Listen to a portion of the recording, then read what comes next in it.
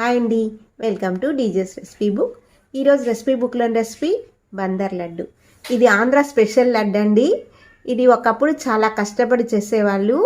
ఇప్పుడు మనం చాలా సులభంగా ఇంట్లోనే చేసుకోవచ్చు. ఈ లడ్డు ఎలా చేయాలో ఇప్పుడు తెలుసుకుందాం.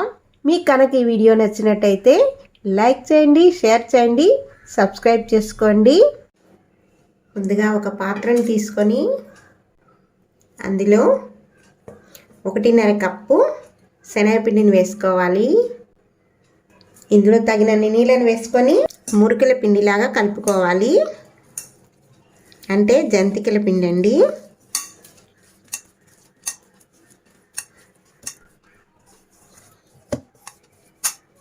ఈ మాదిర కొద్దిగా పలచగానే ఉండాలి, మరి గట్టిగా ఉండకూడదు.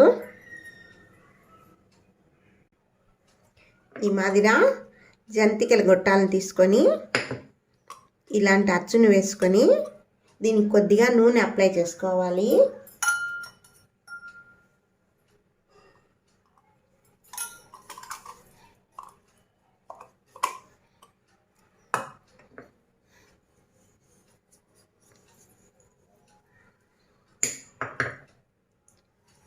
ఇందులో మనం రెడీ చేసుకున్న ఈ పిండిని వేసుకొని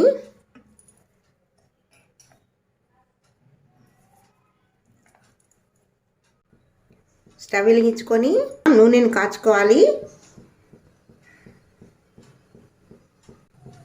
చూసారు కదా, నూనె బాగా కాగింది. ఇప్పుడు మనం ఇలా జంతికల్ని పిండుకుందాం.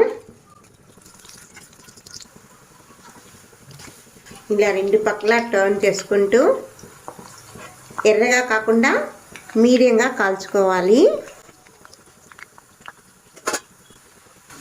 చూసారు కదా, మరీ ఎర్రగా కాకుండా ఈ మాత్రం కాగితే చాలు. ఇలా కాలిన దాన్ని సపరేట్గా ఒక పాత్రలోకి వేసుకుందాం. ఈ మాదిరి అన్నిటినీ కాల్చుకోవాలి.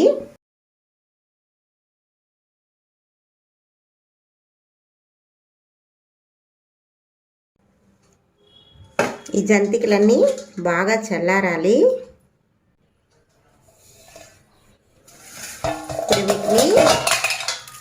వీటిని చిన్న చిన్న ముక్కలుగా చేసుకోవాలి.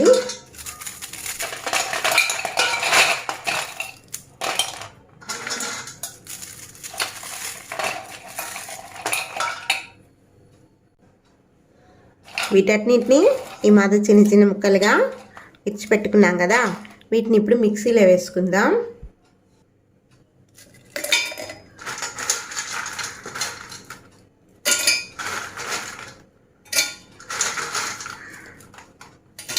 ఇలా మిక్సీలో వేసుకొని వీటిని మెత్తగా పొడిలాగా చేసుకోవాలి.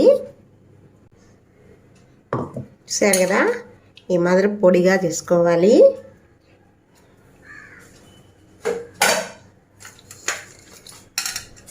ఇప్పుడు దీన్ని కొంచెం జల్లించుకుందాం. దీంట్లో ఏదైనా పెద్ద పెద్ద ముక్కలు ఉంటే వాటిని మళ్ళీ వేసుకోవచ్చు.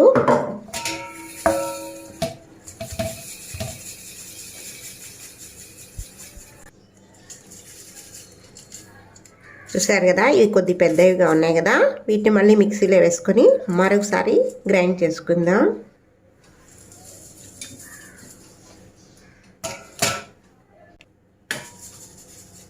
చూసారు కదా, లాస్ట్కి వచ్చేటికి ఇంత మాత్రం మిగిలింది.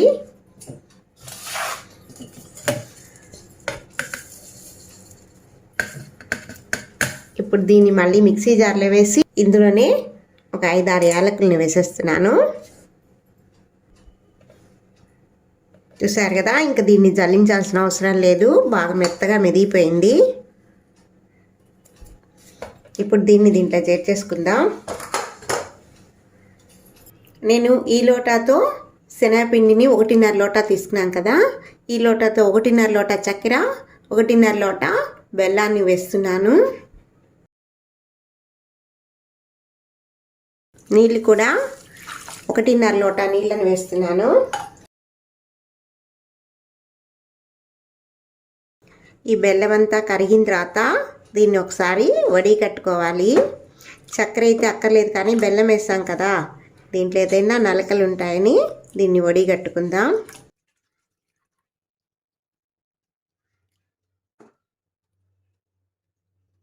కానీ నలకలైతే లేవు. స్టవ్ వెలిగించుకొని తీగ పాకం వచ్చే వరకు దీన్ని పాకం చేసుకోవాలి.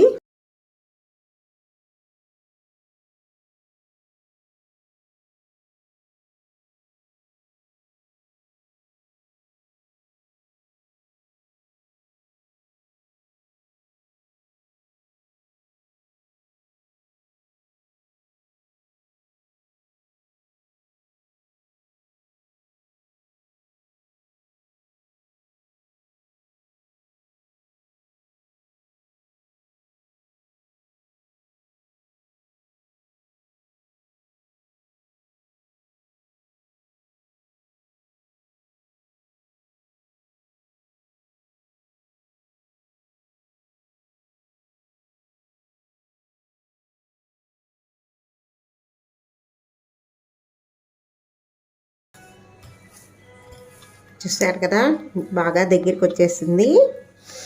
ఇంకా దీంట్లో మనం లడ్డూలు చుట్టుకుందాం. కొద్దిగా నెయ్యి వేసుకొని ఈ మాదిరి దీన్ని బాగా సాఫ్ట్ డో లాగా అయ్యేట్టుగా కలుపుకోవాలి.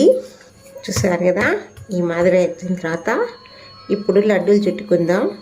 చేతికి కొద్దిగా నెయ్యి రాచుకొని చూసారు కదా, ఈ మాదిరి అన్ని లడ్డూలు చుట్టుకోవాలి. చూసారు కదా, ఇన్ని లడ్డూలు వచ్చాయి.